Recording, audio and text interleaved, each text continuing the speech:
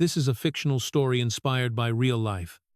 The young woman stood perfectly still in front of the towering crystal mirror, staring at her own reflection in a state of utter disbelief.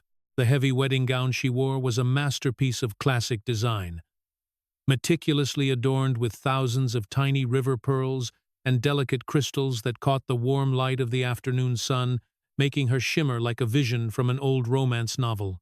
Yet, beneath the breathtaking beauty of the silk and lace, her heart was hammering so violently against her ribs that she felt as though the sound must be echoing through the grand, historic hallways of the entire estate.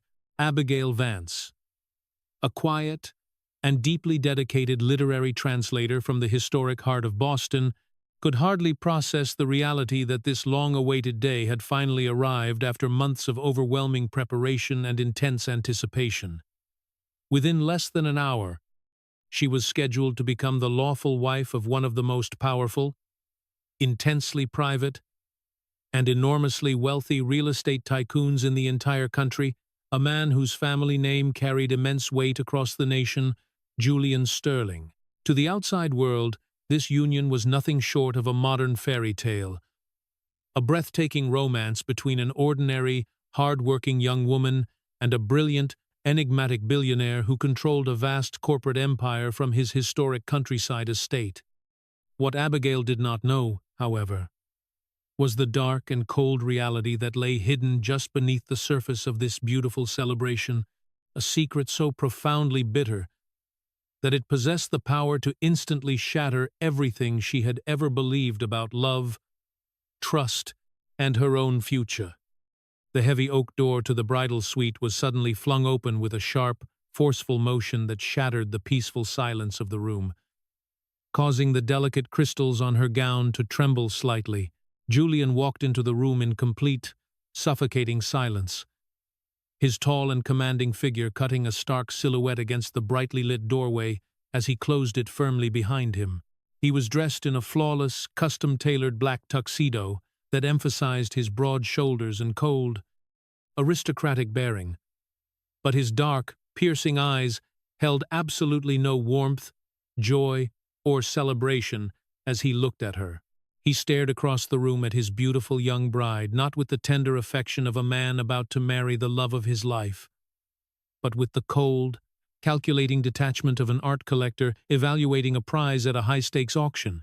His gaze swept over the intricate details of her white gown with an expression of profound indifference, and when he spoke, his words were delivered in a low, frozen monotone that pierced through her heart like a shard of winter ice. He told her to remove the wedding dress immediately, stating with a voice stripped of all human emotion that this entire marriage was nothing more than an act of calculated retaliation against her family. Abigail did not move a single inch, her body freezing completely as the terrifying weight of his words hung heavily in the air between them, solid and suffocating like a thick stone wall. She slowly turned her body around to face him directly, and though her hands were trembling beneath the silk layers of her skirt, a fierce, defiant fire ignited deep within her striking gray eyes. She asked him to repeat what he had just said, her voice dropping to a low, quiet whisper that nevertheless carried a razor-sharp edge of unmistakable steel. Julian did not look away from her gaze for even a fraction of a second. Instead, he took one slow, deliberate step forward into her personal space, bringing with him the rich, heavy scent of his expensive cologne. He informed her that her father had systematically ruined his family years ago, stealing the very foundation of the shipping firm his own father had spent 30 long years building from the ground up. He explained that his father had passed away from the sheer heartbreak of that ultimate betrayal, leaving Julian with a burning desire to strip away the most precious thing her father owned, which happened to be her. The room fell into a heavy, suffocating silence, broken only by the distant, faint strains of classic orchestral music drifting upstairs from the beautiful garden terrace where hundreds of wealthy guests were currently gathering. The entire estate was filled with thousands of fresh white roses. The banquet tables were laden with fine crystal, and yet, inside this private room, an entire young woman's world was violently collapsing into ashes. Abigail felt a bitter, burning wave of nausea rise in her throat as she processed his words, but she refused to let a single tear fall in front of this cold man. The truth was that she had never truly loved or respected her father, a cold, distant, and exceptionally ruthless businessman who had always treated his own daughter as a mere political pawn or a corporate asset. It was her father who had aggressively arranged this high-profile marriage, handing her over to Julian Sterling as if she were nothing more than a signed contract to settle an old business dispute. Yet, what Julian was describing went far deeper than a cold business transaction. It was a dark, lifelong obsession with punishing an innocent person for the sins of the past. She lifted her chin high, looking directly into his dark eyes, and asked him if he truly believed it was just and fair to destroy her life for the crimes of a completely different man. Something deep within Julian's icy gaze flickered for a fraction of a second, a tiny, almost imperceptible crack in his armor that Abigail caught before it vanished behind his wall of absolute control. He responded quietly, stating that justice had very little to do with the harsh reality of the world, leaving only room for those with absolute power and those who were weak. Abigail did not flinch, her voice remaining perfectly steady as she looked at him and declared that he was the truly weak person in this room, because only a weak man would seek vengeance on an innocent bystander. Julian stared at her for an exceptionally long time, his strong jaw tightening visibly as his dark eyes narrowed in a mixture of surprise and sudden, quiet anger. No one in his entire life, neither his corporate subordinates nor his closest associates, had ever dared to speak to him with such raw, unfiltered honesty. Yet here stood this young woman, completely isolated in his massive estate, dressed in a fragile white gown of pearls, looking up at him with a raised chin and eyes that burned with absolute courage. This unexpected display of strength stopped him in his tracks, forcing him to realize that she was not the fragile victim he had anticipated breaking so easily. He finally told her that the ceremony would proceed as planned, but warned her never to expect anything from him other than his wealthy family name and the cold walls of his isolated countryside mansion. Abigail watched him turn on his heel and walk toward the door, but instead of breaking down into tears, screaming in anger, or falling to her knees to beg for mercy, she did something he never expected.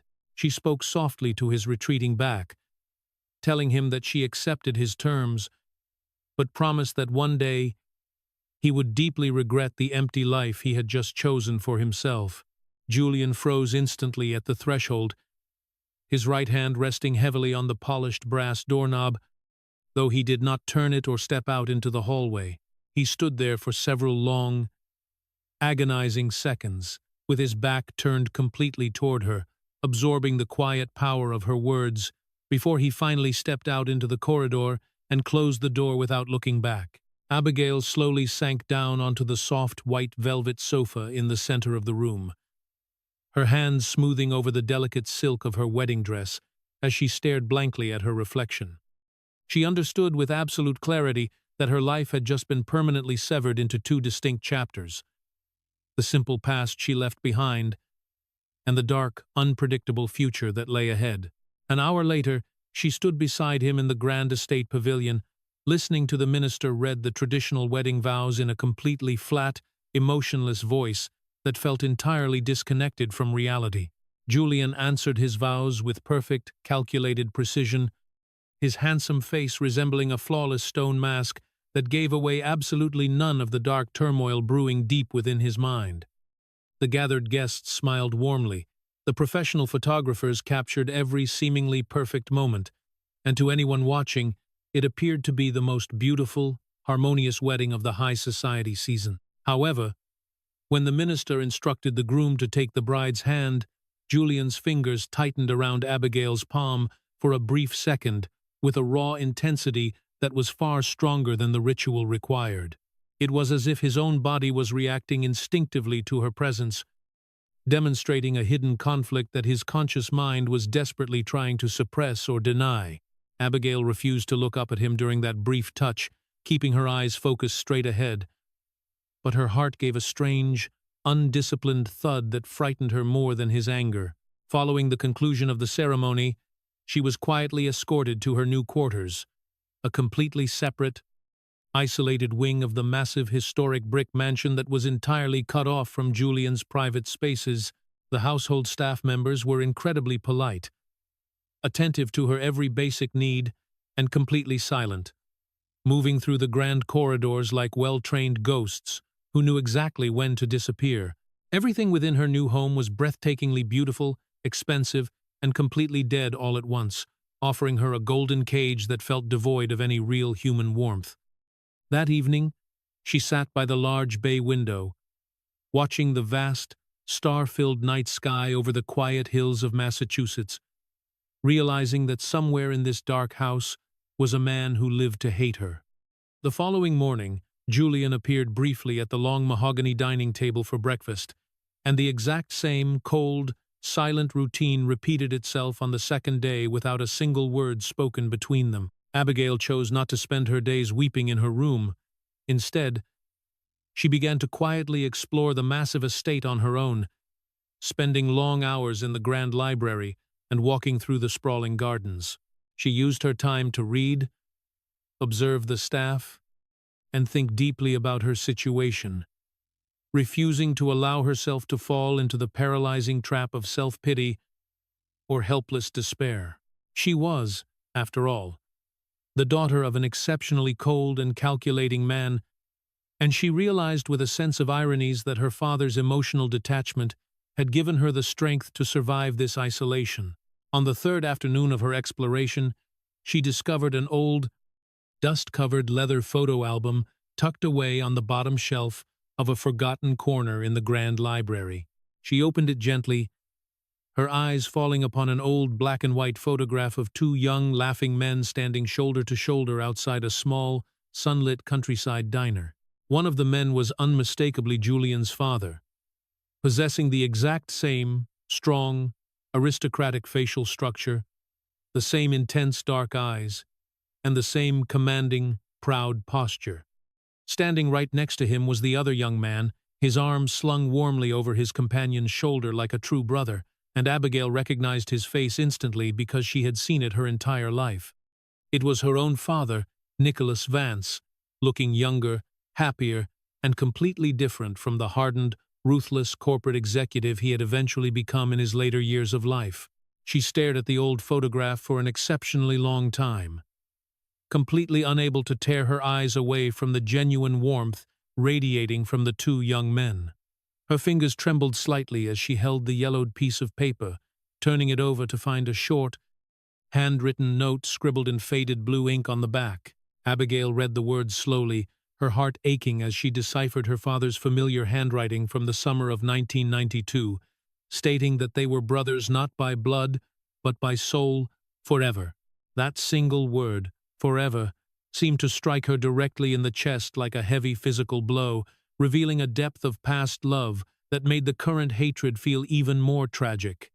She carefully placed the historic photograph back onto the wooden shelf, smoothing her skirt as she walked slowly over to the large glass window overlooking the eastern grounds. Outside, an elderly groundskeeper named Arthur was slowly moving across the emerald lawns, carefully watering the vibrant flower beds with a heavy brass hose under the warm afternoon sun. Everything in the outer world looked incredibly peaceful, serene, and beautiful, as though the historic brick walls of this grand mansion did not harbor a deep generational pain. Yet, Abigail understood with absolute certainty that pain was woven into the very fabric of this estate, infusing every dark wooden corridor, every silent room, and every cold glance Julian gave her. She realized that Julian was not simply executing a cold plan of revenge. He was actively suffering, carrying an immense weight of grief that he did not know how to release. That evening, she decided that she would no longer sit quietly in her isolated wing and wait for him to dictate the terms of their strange, silent existence. She had never been a person who could tolerate passive waiting, which was perhaps the only trait she had inherited from her father that she was actually grateful to possess. Abigail walked down to the main kitchen and asked a young, quiet housemaid named Clara to deliver a direct message to Julian, informing him that she would be joining him for dinner. It was not phrased as a polite request or a timid plea for his company. It was stated simply as an absolute fact, a clear sign that she refused to be hidden away. Clara returned to her quarters 20 minutes later with a brief, written response from the estate master that simply read, "As you wish," stripped of any warmth. They met an hour later in the grand formal dining room, where the massive mahogany table had been meticulously set for two people, and tall silver candelabras cast long, flickering shadows across the walls. Julian was already seated at the head of the table when she entered, his dark eyes rising to meet hers with a guarded, intense watchfulness that reminded her of a soldier expecting an attack. He was dressed far more casually than usual, wearing a simple white linen shirt with the top button undone, and this unexpected lack of perfection made him appear far more human. Abigail sat down directly opposite him without offering a single word of polite greeting, calmly picking up her crystal glass of water and looking straight into his intense eyes. She told him without any preamble that she had found an old photograph in the library from 1992, featuring his father and her father during their youth. A sudden, dramatic change washed over Julian's face, the strong muscle along his jawline tightening instantly as his dark gaze became sharper, darker, and infinitely more dangerous. He told her in a low, dangerous whisper that she had no right to be digging through the private family archives in that section of the house. Abigail did not lower her gaze. Instead, she responded in the exact same quiet, steady tone, pointing out that he had left the library unlocked, meaning a part of him wanted her to find it.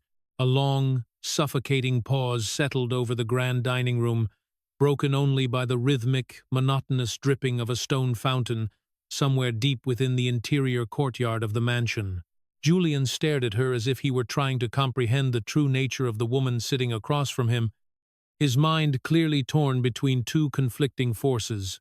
She could see the intense internal struggle playing out behind his eyes, the battle between the angry man who had built walls of hatred and the real person who was suffocating behind them. She stated firmly that the two men in the photograph had been true friends, using a tone of absolute certainty rather than asking a question. Julian let out a bitter, almost imperceptible laugh before responding coldly that they had been friends until her father decided that money was far more valuable than loyalty. Abigail leaned forward slightly, asking him if he was truly willing to destroy his own happiness just to honor the memory of a man who had been hurt years ago. The silence that followed her question became almost physical in its intensity, a heavy weight that seemed to press down on the grand room as Julian slowly lowered his wine glass. He looked at her for an exceptionally long time, far longer than a man of his immense power usually looked at anyone without demanding an immediate conclusion to the conversation. For the very first time since she had arrived at the estate, Abigail did not see a cold, calculating billionaire or a ruthless enemy staring back at her from across the table. Instead, she saw a profound, raw human pain hidden deep within his eyes, a lingering wound that had never been allowed to heal properly over the years. He spoke in a low, husky voice, revealing that his father had been 62 years old when his entire financial empire collapsed due to her father's actions. He explained that his father had called him from a hospital bed, claiming it was merely exhaustion, only to pass away 3 short weeks later from a broken heart.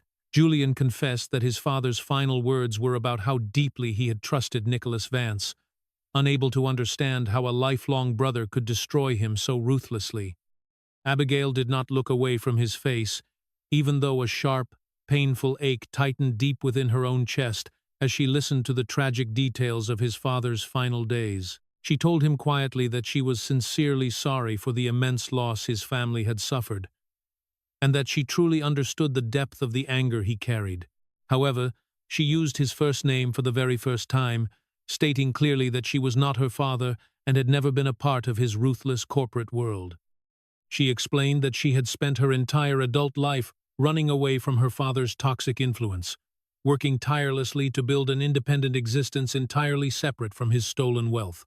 She looked at him with absolute sincerity, adding softly that she was not his enemy, even if his heart desperately needed her to be one so he could justify his revenge. Julian remained completely silent for several long minutes, the tall white wax candles melting down by several millimeters as the deep shadows on the walls grew longer and more profound. He finally stood up from the table with a slow, deliberate movement, walking over to the large glass window to stare out into the pitch-black garden with his back turned to her. He spoke without turning around, his voice perfectly level but carrying an underlying tension that felt like a tightly wound string on a violin that was about to snap from the pressure. He asked her if she knew what the most terrifying aspect of a deep betrayal truly was, stating that it was not the financial loss or the public humiliation. He explained that the worst part was the sudden, agonizing realization that you had seen all the warning signs along the way, but chose to ignore them because you loved the person. Abigail did not offer an immediate response, choosing instead to study the rigid posture of his broad shoulders and the way his hands were tightly clenched behind his back. She told him softly that her own father had said the exact same words to her about her mother after she had packed her bags and left their family home forever. She explained that her father had repeated that bitter phrase for years, unable to cope with the reality that his own obsession with power had driven away the woman he loved.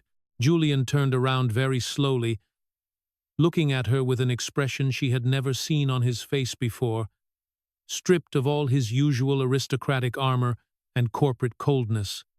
He looked almost entirely defenseless, asking her in a quiet, hesitant voice if she was actively trying to defend her father's actions after everything that had happened. Abigail shook her head gently, explaining that she was not defending him at all, but was merely trying to help Julian understand the fragile psychology of a broken man. She stated that weak individuals often inflict profound pain on those around them not because they are inherently evil, but because they lack the capacity to heal their own wounds. Julian walked slowly back to the mahogany table and sat down, but his posture was completely different now, lacking the rigid, controlling distance of their previous interactions. He leaned forward slightly, resting his forearms on the polished wood, effectively closing the physical and emotional distance that had separated them since the wedding day. He remarked that she spoke about her father as if she had spent her entire life analyzing his flaws under a microscope. Abigail responded simply that doing so had been an absolute necessity for her own emotional survival while growing up in such a cold house. The heavy silence returned to the dining room, but it was entirely different from the hostile, suffocating emptiness of her first days at the sprawling Massachusetts estate. It felt far more human, filling the space between them like a bridge forming between two lonely individuals who were finally beginning to realize they spoke the same language.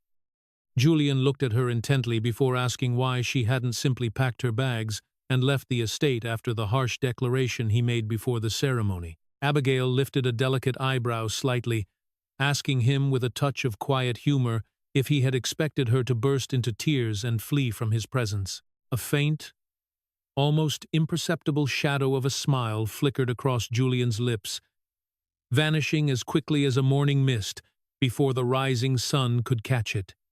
He responded quietly, clarifying that he had actually expected her to immediately demand a high-priced divorce settlement through her father's corporate attorneys. Abigail shrugged her shoulders with a lightness that belied the immense emotional effort it took for her to remain so perfectly composed in front of him. She explained that leaving would have allowed him to win his twisted game, and she had no intention of losing to a man who didn't even understand who she truly was. A shorter pause followed her words, and when Julian spoke again, his deep voice carried an entirely new tone of profound, unspoken respect that he wasn't quite ready to voice.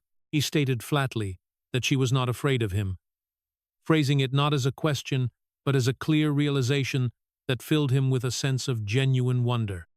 Abigail answered honestly, admitting that she did experience fear, but believed that fear was merely a signal that something incredibly important was happening rather than a reason to stay silent.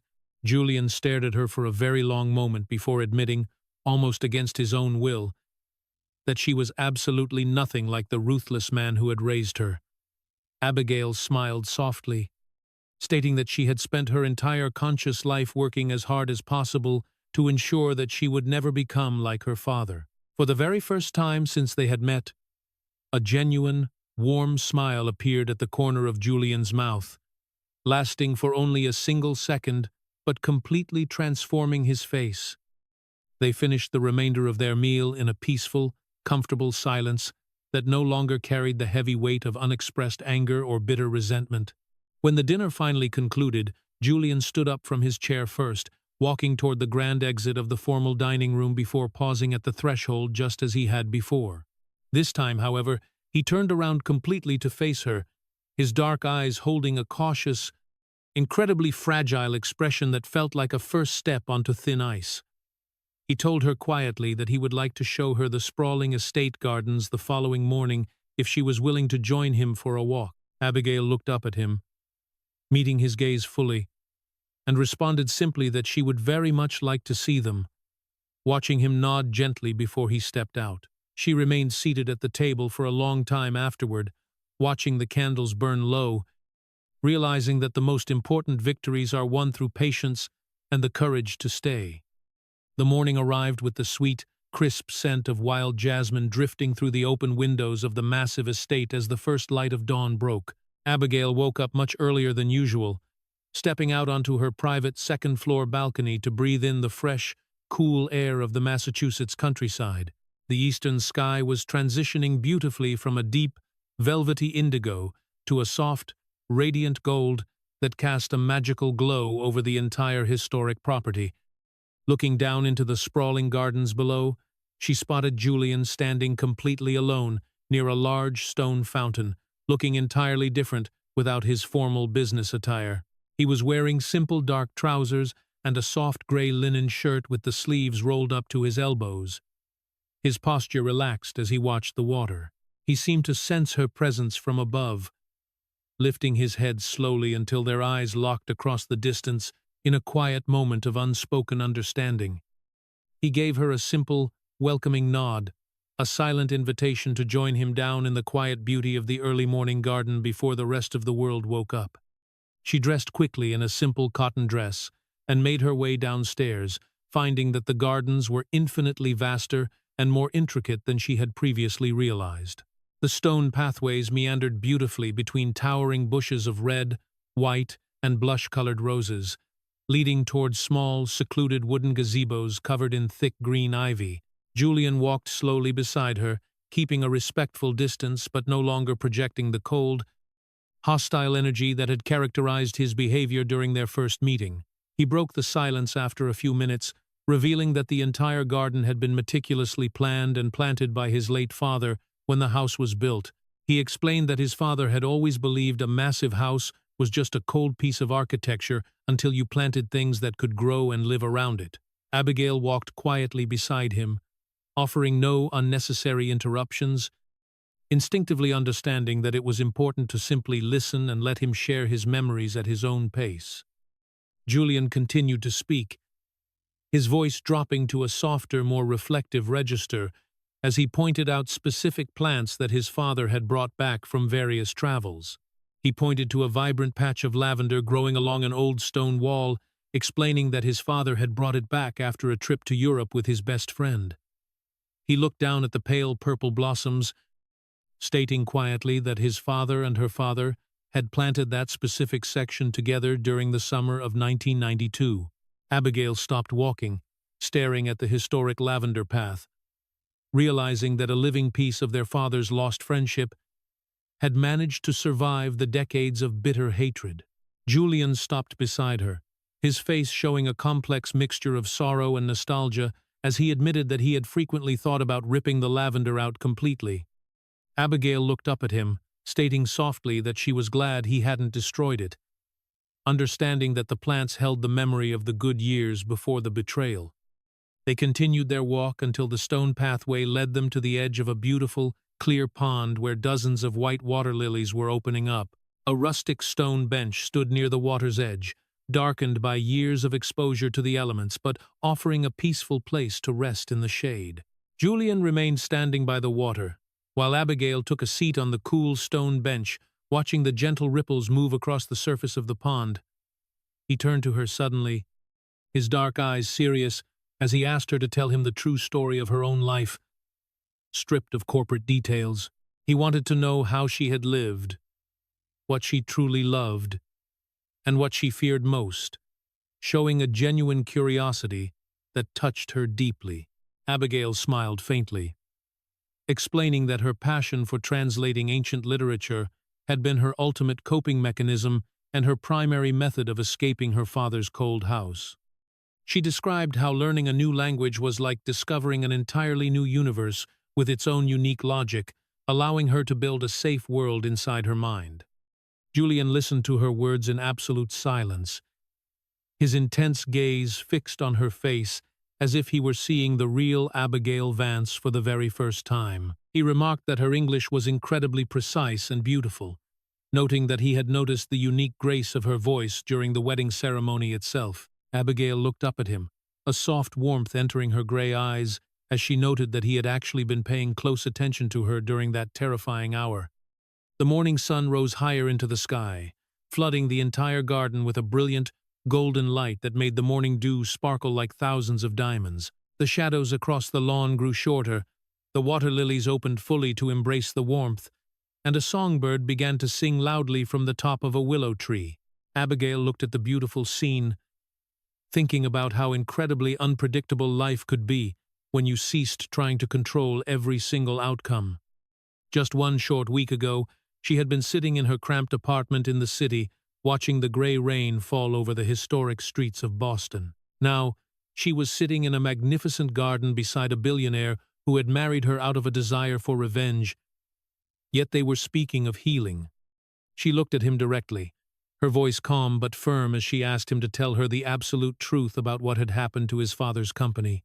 Julian took a slow, deep breath, his eyes drifting back to the water lilies, as he began to recount the dark history that had fueled his anger. He explained that their fathers had built a massively successful shipping and logistics firm together over 20 long years of absolute trust and shared sacrifice. He stated that his father had managed the operational side of the empire, while her father had handled the legal contracts and international corporate relations perfectly. They had trusted each other so completely that they signed financial documents without reading them, believing that their brotherhood was far stronger than any piece of paper. Julian explained that in the winter of 2008, her father had begun quietly shifting massive corporate assets into private offshore accounts across Europe. He revealed that his father had been entirely unaware of the theft because he was fighting for his life in a cardiac care unit after his first heart attack. He described how Nicholas Vance would come to the hospital room every single day, sitting by the bedside and promising that the business was entirely safe.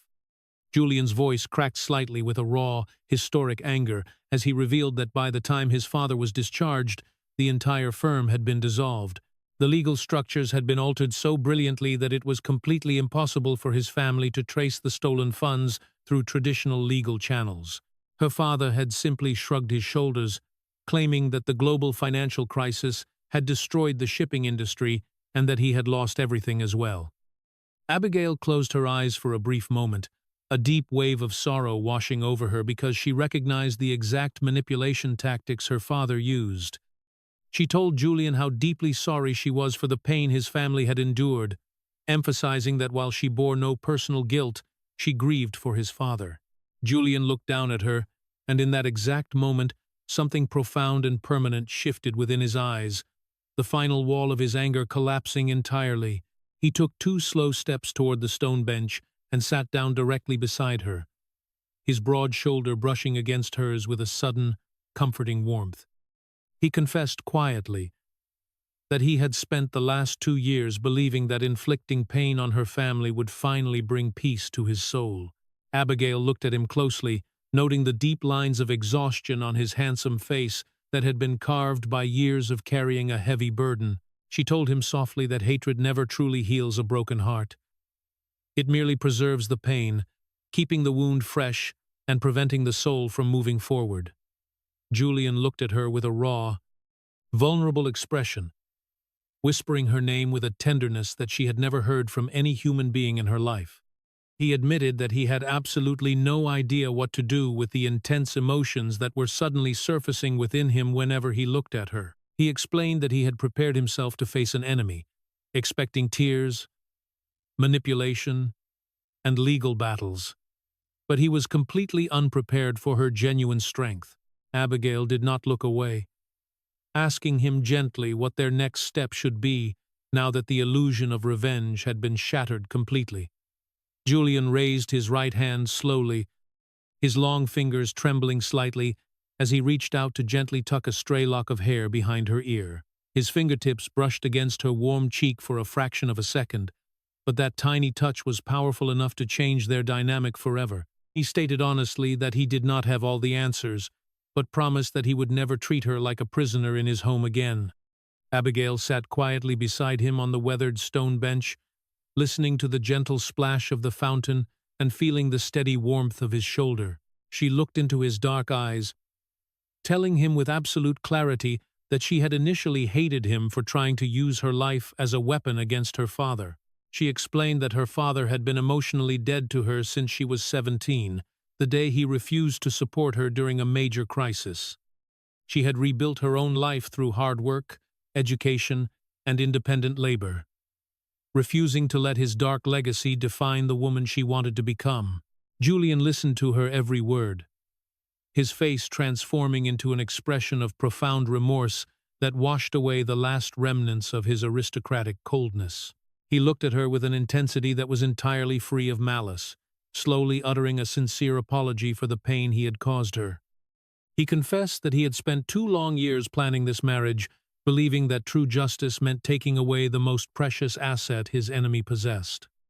He admitted that he had been completely wrong, realizing that Abigail belonged entirely to herself and was not an object to be used in an old war. Abigail looked at his face, seeing a man who had finally removed his heavy armor, realizing that it had been suffocating his own soul for years. She reached out and placed her hand over his, telling him softly that she forgave him because she refused to carry old anger into her future. Julian closed his fingers around her small hand, holding it with a gentle, protective reverence that felt entirely new and profoundly beautiful to her. He confessed quietly that he had never been taught how to be gentle, having spent his entire life learning how to conquer, control, and defend. He looked into her gray eyes, asking her with a quiet, pleading sincerity if she would be willing to stay with him and help him learn. Abigail smiled at him, a genuine warmth filling her face, as she told him simply that she had already chosen to stay right by his side. Julian smiled back at her, a real, radiant smile that completely erased the coldness from his features, leaving him looking younger and lighter than before. He raised her hand to his lips, pressing a soft, lingering kiss against her knuckles that felt far more binding than any formal wedding vow they had taken. The pale purple lavender along the old stone wall swayed gently in the morning breeze, sending its sweet, soothing scent drifting across the quiet pond. The ancient brick mansion stood proudly in the distance, no longer resembling a cold, dark fortress of revenge, but a place where a new life could begin. As the golden sun flooded the garden, Abigail realized that true healing does not require the erasure of the past, but the courage to build something beautiful together. The beautiful journey of life often brings us face to face with the deep wounds of human fallibility, showing us that the choices made by those who came before us can leave long, complicated shadows across our own paths. True maturity, which comes to us after many years of observing the quiet turning of the seasons, teaches us that harboring a bitter desire for retaliation is very much like drinking a slow poison while hoping it will heal the pain within our own hearts.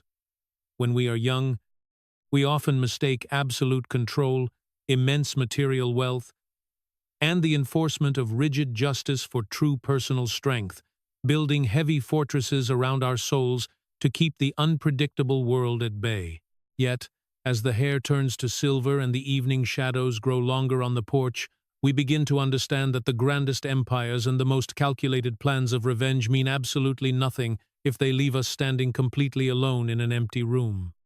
The true measure of a successful human life lies not in our ability to crush those who have wronged us, but in our capacity to recognize the shared fragility that makes us all uniquely human.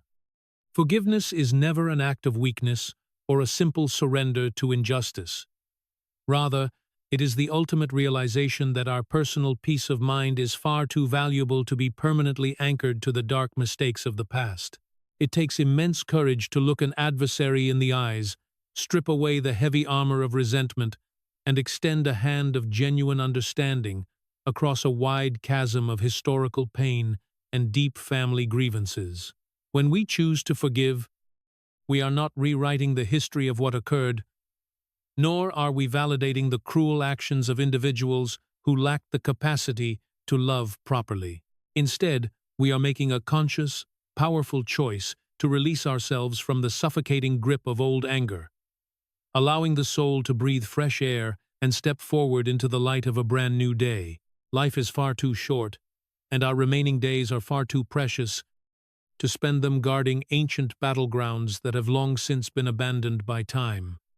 True love and lasting peace cannot grow in a soil that is continuously watered with the bitter tears of unresolved resentment and historical grievances. Like the delicate lavender that continues to grow against an old stone wall despite the passing of the harsh winter storms, our capacity for human warmth can always find a way to bloom if we simply give it room to grow.